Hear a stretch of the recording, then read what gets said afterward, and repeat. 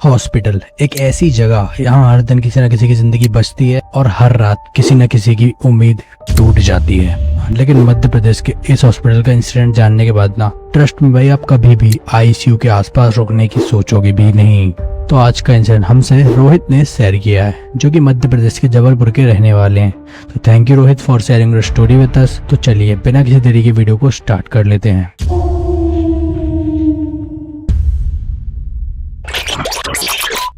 ये स्टोरी आज से लगभग 3 साल पहले की है, जब रोहित एक हॉस्पिटल के अंदर ना स्टाफ नर्स की नौकरी करते थे। उनका काम बस इतना ही था कि जो नॉर्मल बेड होते हैं, यहाँ पर मरीज लेटे हुए थे, उनके लिए दवाई वगैरह लाना एंड उनकी चेकअप वगैरह करना, बस।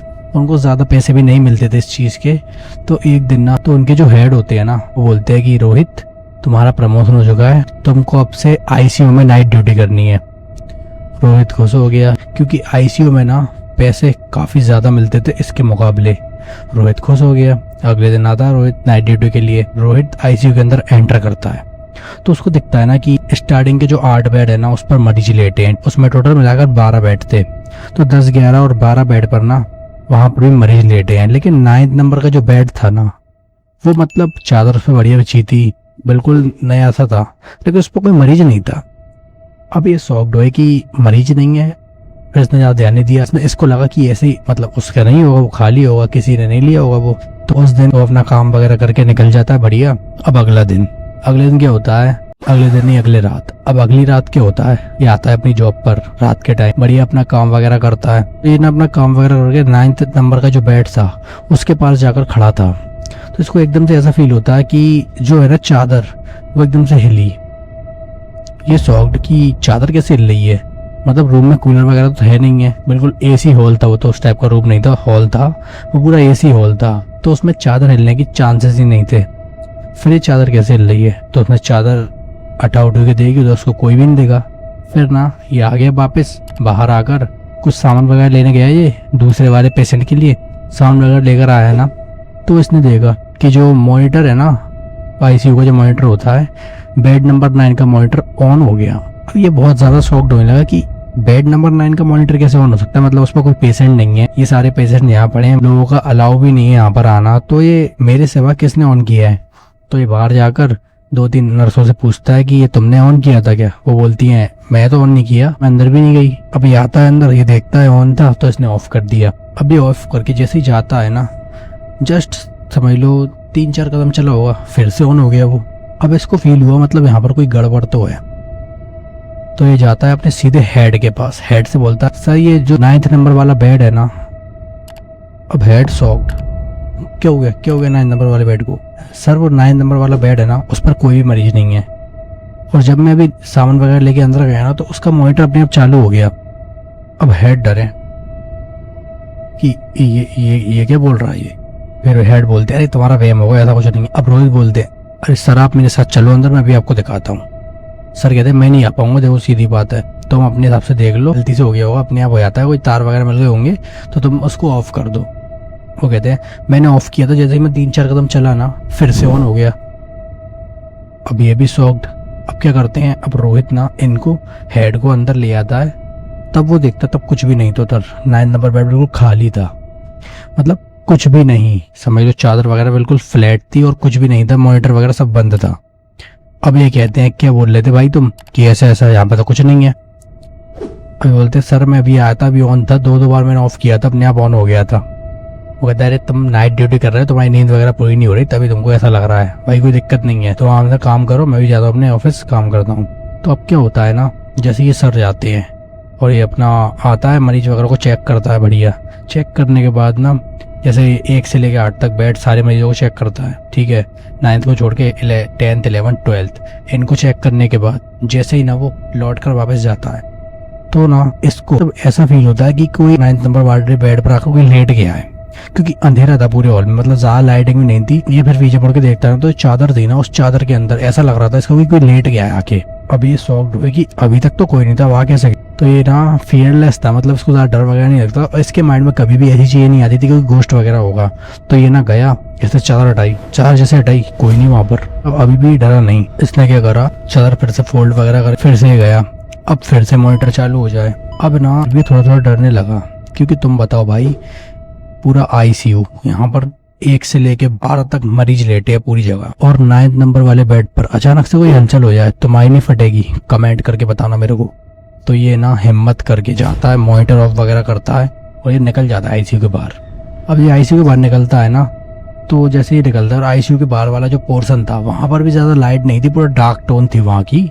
तो ये जाता है, फिर ये हेड ऑफिस वगैरह के रूम में जाता है, वहां आकर बैठ जाता है। मतलब फिर इसको ना रिंग की आवाज आती है, जो होती है ना आईसीयू वगैरह में रिंग वगैरह लगी रहती है, तो उसकी बेल की आवाज आती है। इसको लगता है कोई मरीज वगैरह हो, कुछ नीड होगी, कुछ मांग रहा होगा, तो ये अंदर जाता है ना। मतलब अब तुम इमेजिन करो कि इस सिचुएशन में तुम क्या करते। जैसे वो अंदर जाता है, 1 से लेके जो 8 तक 12 तक जो भी मरीज थे सब सो रहे थे बिल्कुल शांति से, और बिल्कुल एक अजीब सी सनसनाहट थी उसके अंदर। वो जाता है, बिल्कुल अंधेरा था, मतलब एक शैडो टाइप की टॉर्च जल रही थी, बिल्कुल उसकी रोशनी आई थी बिल्कुल कम इंटेंसिटी में। तो ये क्या करता है, जाता है अंदर, चेक वगैरह करता है, किसी की बेल वगैरह नहीं बजी। अब ये जाता है ना 9th वाले बेड के आसपास से गुजर रहा होता है, तो इसको दिखता है ना कि जो बेड है उसकी जो चादर है वो चादर तो डली है, लेकिन चादर के जो साइड से है ना पैर दिख रहे हैं हल्के से।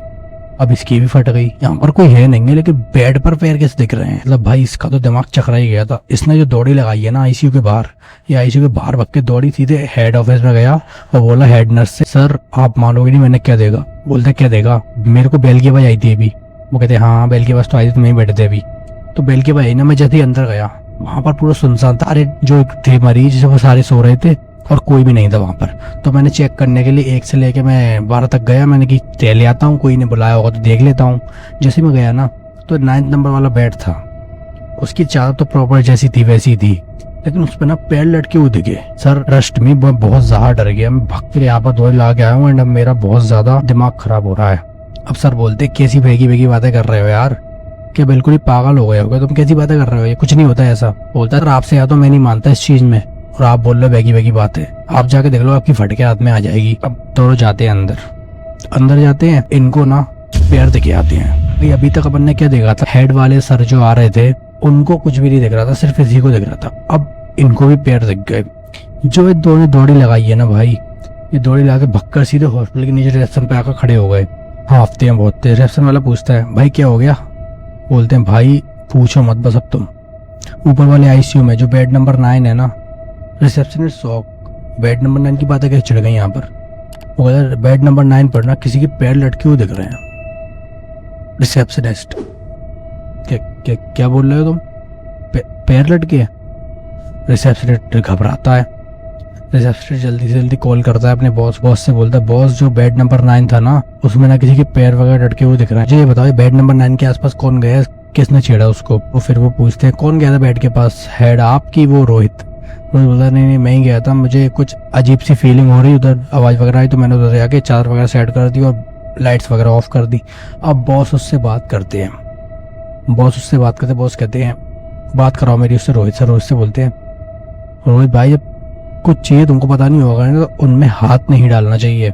रोहित बोलता है क्या हो गया सर, जब तुमको कुछ चीजें वहां पर फील हो रही हैं तो उसको इग्नोर किया करो, ऐसी चीजों में मत दिमाग लगाया करो। बोले सर मुझे पता नहीं था, आप बताओ तो अब क्या हो गया। सर बोलते हैं आज से लगभग 5 साल पहले की बात है, यहाँ पर एक एक्सीडेंट क्रिटिकल कंडीशन में मरीज आया था जिसको बेड नंबर 9 पर लेटाया। उसका 2 दिन तक ऑपरेशन वगैरह चला और बढ़िया, मतलब वो सेट हो गया था। अब उसकी इच्छा थी कि उसको बेटी से मिलाया जाए। अब हमको तो पता नहीं था उसकी बेटी वगैरह कहाँ है, हमने उससे पूछी तुम्हारी बेटी वगैरह, तुम्हारा घर वगैरह कहाँ है बताओ हमको, ये वो। वहाँ ना कि बेटी वगैरह नहीं मिली। अब हमने ट्राई करवाया काफी लोगों से पूछकर, बट हमको बेटी वगैरह उसकी नहीं मिली। तो उसने ना कहा मुझे नहीं पता, मेरी बेटी से मिलाओ वरना मेरा कोई जीने का फायदा नहीं है यहाँ पर। अब डॉक्टर्स भी काफी ज्यादा शॉक्ड हो गए कि ये कैसी बातें कर रहा है ये। डॉक्टर्स जाते हैं, डॉक्टर्स बोलते हैं भाई हम तुम्हारी बेटी को ढूंढवा रहे हैं, पुलिस वगैरह हमने सब जगह बता दिया है, वो ढूंढ रहे हैं। अरे मुझे नहीं पता, मुझे मेरी बेटी चाहिए अभी। अभी ये डॉक्टर्स काफी ज्यादा शॉक्ड है, इसको बेहोशी का इंजेक्शन देते हैं, ठीक है बेहोशी का इंजेक्शन देते हैं। अगले दिन आते हैं ना, ये ना एक्सपायर हो चुका होता है। डॉक्टर्स देखते हैं एक्सपायर कैसे हो गया, बेहोशी का इंजेक्शन दिया था। अब जो मैं तुमको बताने वाला हूँ भाई, लिटरली रोहित का भी दिमाग हिल गया था। उन्होंने बताया कि जो बेहोशी का इंजेक्शन दिया था ना उसके बाद उसकी नींद खुली। मतलब ये इंसान ना मतलब थोड़ा साइको टाइप का हो गया था कि इसको बेटी से ही मिलना था। तो इसने ना उसी बेड पर सुसाइड कर ली थी। तो अब ये पूछते हैं कोई रीजन था सुसाइड करने का। ये कहता है सर मुझे तो इसका कुछ समझ में नहीं आ रहा, वो फोन काट दो। रोहित करता है पूरी जांच की ये डॉक्टर सच बोल रहे हैं या फिर वो जो दिख रहा है वो झूठ बोल रहा है। तो अब क्या करता है ना रोहित, अब रोहित जाता है पूरा, अब जाता है रोहित ऊपर आईसीयू की साइड जाता है। आईसीयू का हिस्सा पूरा सुनसान। जैसे वो आईसीयू के अंदर एंटर करता है ना, उसको उस बेड पर एक सेठ टाइप की बैठी हुई दिखती है। रोहित आगे जाता है, रोहित जाता है तुम्हारे साथ क्या हुआ था, तुम कौन हो। अब वो तो कुछ नहीं बोल रहा, अब एकदम से ना हंसी की गूंज लहर है पूरी आईसीयू में। अब रोहित की फटने लगे, फिर वो बोलता है मैं आपकी मदद कर दूंगा, आप बताओ आपके साथ क्या हुआ था एंड क्या क्या चीजें हुई थी आपके साथ, आप बताओ मुझे। वो बोलते हैं तो डॉक्टर से तुम अभी सुनकर आए हो वो सिर्फ आधा सच है, उसका पूरा सच जानो और मुझे इंसाफ दिलवाओ। रोहित बोलते हैं हम बताओ ना मुझे कौन सा सच है। तो रोहित को जो बताता है, रोहित से बोलते हैं कि ये जो इन्हें स्टोरी बताई कि मेरा एक्सीडेंट वगैरह होकर आया तो सही था सब। अब इन्हें क्या करा डॉक्टरों ने, क्योंकि मेरे परिवार वाले कोई भी नहीं थे, मुझे पता था कोई नहीं थे, तो इन्होंने क्या करा कि जब तक ये 5 लाख रुपए नहीं लाएंगे तब तक मैं इनको ऑपरेशन नहीं करूंगा, भले ही मर जाए। अब मैं तड़प रहा था क्योंकि मेरा एक्सीडेंट हुआ था, मैं तड़प रहा था बहुत तेजी से, और मेरा ऑपरेशन करने के लिए इनको सब ये बोल रहे थे जब तक 5 लाख रुपए नहीं आएंगे हम इसका ऑपरेशन स्टार्ट नहीं करेंगे। मेरे को बोतलों पर रखी थी। क्या हुआ 2-3 दिन बाद मेरा ऑपरेशन नहीं हुआ, मेरी हालत इतनी क्रिटिकल थी ना, अगले दिन मैं एक्सपायर हो गया इसी बेड पर। इन्होंने इस चीज को इस बात का बहाना देकर टाल दिया कि ये ऐसे ऐसे करके अपनी बेटी वगैरह बोल रहा था एंड इसने सुसाइड कर ली। सेट होती वो बोलती है ये स्टोरी हुई थी मेरे साथ एंड इन्होंने 5 लाख रुपए के चक्कर में मुझे मार दिया, तब से मैं इसी बेड पर हूँ एंड मैं अब नहीं जाऊंगा क्योंकि इन्होंने बहुत गलत किया है मेरे साथ, मुझे इंसाफ चाहिए। अब रोहित क्या करता है, रोहित जाता है बॉस के पास, बॉस से बोलता है बॉस आपने मुझे आधा सच क्यों बताया। बॉस शॉक्ड होते कि क्या बातें कर रहे हो, कुछ नहीं होता ऐसा, कोई भूत नहीं होता, कोई सेट वर्ड नहीं बताया तुमको कैसा पता पड़ा। अब रोहित खोलता है इनका काला चिट्टा कि तुमने ऐसे 5 लाख रुपए के चक्कर में उसको ऑपरेशन नहीं किया था तो वो एक्सपायर हो गया उसी बेड पर। अब बॉस कहते हैं तुमको कैसे पता, ये किसने बताया तुमको, क्यों हेड तुमने इसको कोई फाइल वगैरह देखने दी है क्या। बोलते मैंने कुछ नहीं देखने दी। बोलते हैं अब आपको इसकी सजा मिलेगी एंड मैं अब पुलिस के पास जा रहा हूँ। तो वो पुलिस वगैरह के पास जाता है एंड इनको पकड़वाता है। फिर जो पता पड़ता है ना पुलिस वगैरह के पास लेता, पुलिस वगैरह को इसके सबूत वगैरह मिलवाते हैं। वो जो थी ना एंटिटी वो बताती है कि सारे सबूत इधर उधर पड़े हैं मेरे, आप जाकर देखो, आप फाइंड करो, आप मेरी मदद करो, फिर मैं यहाँ से चले जाऊँगा। तो उसने ऐसे पुलिस वगैरह को सारे सबूत बताए। अब रोहित आता है अपने आईसीयू में, अब बोलता है एड्रेस अब मैं तुमको इंसाफ दिलवा दिया, अब तुम जा सकती हो, क्योंकि यहाँ पर और भी मरीज होते हैं उनके साथ भी प्रॉब्लमें होती हैं। वो बोलती है एंटिटी मैं तुम्हारे जैसे ही किसी का इंतजार कर रही थी जो मुझे इंसाफ दिलाए, अब तुमने मुझे इंसाफ दिला दिया, अब मुझे मुक्ति मिल गई, अब मैं जा रही हूँ। गाइस ये था इंसिडेंट जो रोहित ने हमसे शेयर किया एंड अगर आपके साथ भी कोई ऐसे इंसिडेंट वगैरह हुए हो तो आप शेयर कर सकते हो। मैंने आपको मेल आईडी अपनी दे दी थी, डिस्क्रिप्शन में भी दे दूंगा। और आज के लिए बस इतना ही, मिलते हैं एक और नेक्स्ट वीडियो के साथ, बाय।